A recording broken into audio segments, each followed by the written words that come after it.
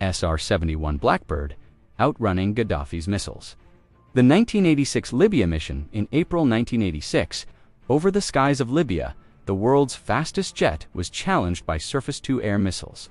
But they never stood a chance.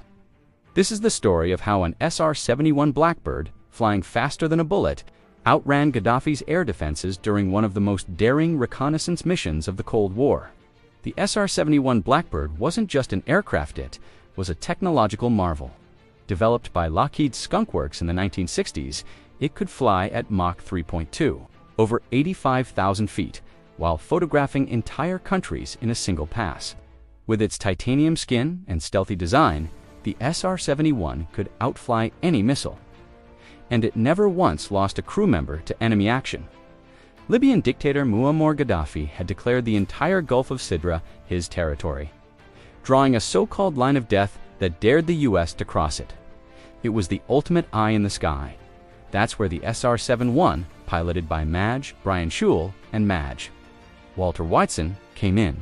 In the early 1980s, tensions between the US and Libya were rising fast. After Libyan agents were linked to the bombing of a Berlin nightclub that killed US soldiers, President Ronald Reagan authorized airstrikes against Libya in April 1986 Operation El Dorado Canyon. Following the airstrikes, the US needed hard proof the targets were destroyed. The aircraft accelerated to Mach 3.5, faster than ever flown operationally, launched from RAF Mildenhall in the UK.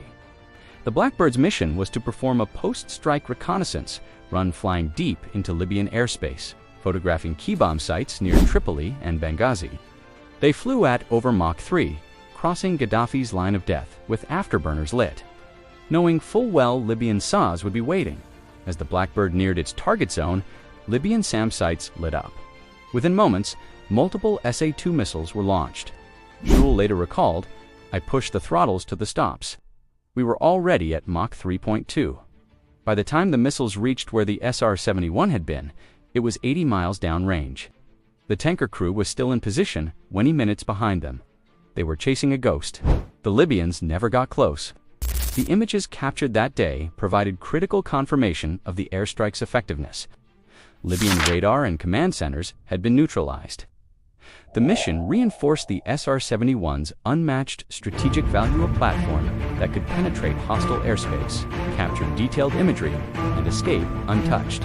It also served as a direct message: Gaddafi's defenses, while aggressive, were no match for American air power and aerospace ingenuity. Here's the kicker: the SR-71 was so fast, it outran over 4,000 missiles in its service. Life never shot down. On this Libya mission, they flew so far and fast that they missed their first refueling point over Gibraltar.